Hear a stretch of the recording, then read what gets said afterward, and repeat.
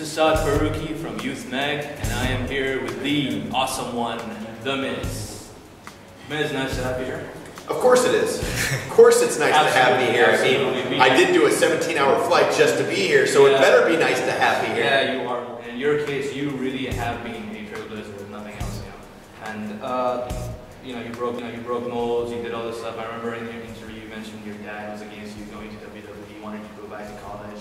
And even in WWE, there's a backstage sheet on you with a 6-month ban on you from the locker rooms, and then there was the whole perceived idea that you're from a reality TV background.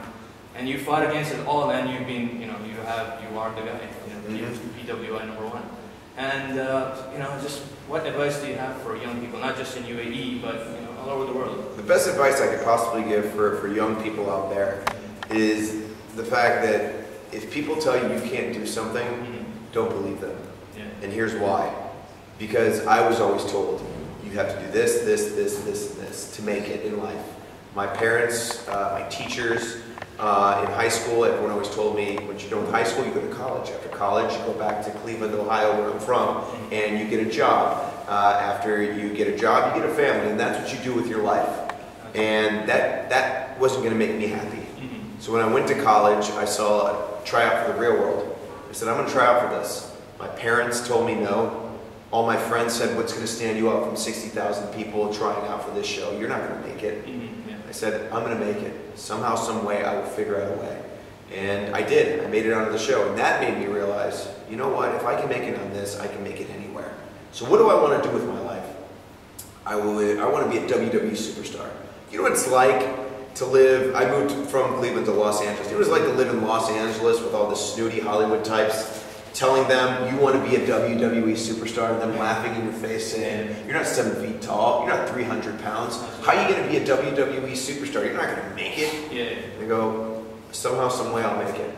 And I did. Then make it into the WWE and you realize you're living your dream, and then having those people go, hey, we don't like you. Get out of the locker room. You're never going to make it. We're hoping you're fired in 3 months. And then proving them wrong, and then not only that, being named #1 in PWI. Basically, the people that said I'd be fired in 3 months basically named me the #1 WWE superstar of the year 2010. So it's pretty incredible to go from that to there. So kids out there, whenever someone says you can't do something, believe in yourself. Don't believe in what other people say. How did you go about making Vince McMahon believe in you? Because Vince McMahon is the guy who tends to follow that. I always said that if I'm not going to be, I know I can never be this 6'5", 300-pound man because it's just not in my genetics. So what do I have to offer that nobody else has? And it's my charisma. It's my larger-than-life personality. Now I may not look as big as everybody else, but I'm not no slouch. I'm 6'1", 225 pounds.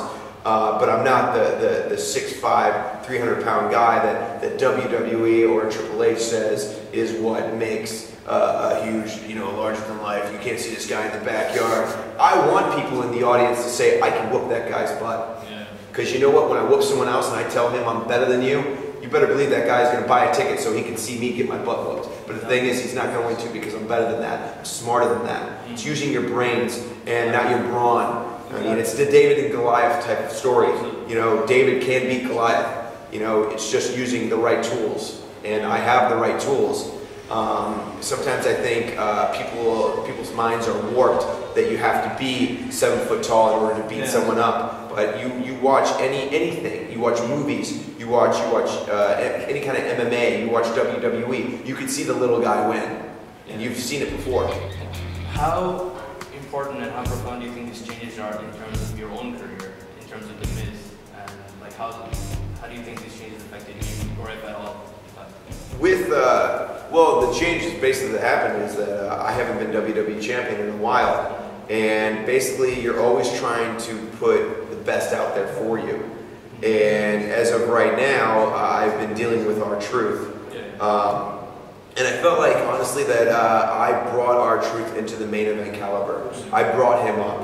And then after a while, it was kind of like one of those things like, I didn't think he was on my level. So I got rid of him. And now we are in basically a bout to see if he can rise to my level, and we'll see. Time will tell. But the thing is, I plan on just getting rid of them. We had this contest on our Facebook page to determine like the best questions someone could ask me, and after thousands of questions we got, we picked this one question. This was from Balwinder Singh, and he asked, "Who's your dream opponent at WrestleMania, including WWE legends?" Including WWE, who would be my dream opponent? I mean, I kind of lived my dream last year, main eventing WrestleMania 27 with John Cena, retaining my title twice, having The Rock interfere, which I didn't need his help. But I mean, you know, I'll take anyone's help that gives it to me. You know, remember, I'm 6'1", 225 pounds. I'm going to take people's help when they give it to me because I'm going to find a way to win, choosing the brains, not the brawn. And that's exactly what I did. And so I kind of lived my dream match. And then not only that, but being able at Madison Square Garden, you know, I mean, that is the place. If you can sell out at Madison Square Garden, you can make it anywhere. And basically that's what I did. I was the main event against John Cena and The Rock, two icons, and basically actually three icons because I'm an icon too. R-Truth isn't an icon yet. Sorry, bud. So I always thought you would say Ultimate Warrior, because you always like mention Ultimate Warrior. Yeah, I love Ultimate Warrior, but I wouldn't want to wrestle now. You know, he's too old. Like in his prime? And yeah, that's in his prime, that'd be fantastic. I never got to wrestle the Ultimate Warrior. That'd been amazing. You mean taking those crappy clotheslines? You kidding me? That'd be great.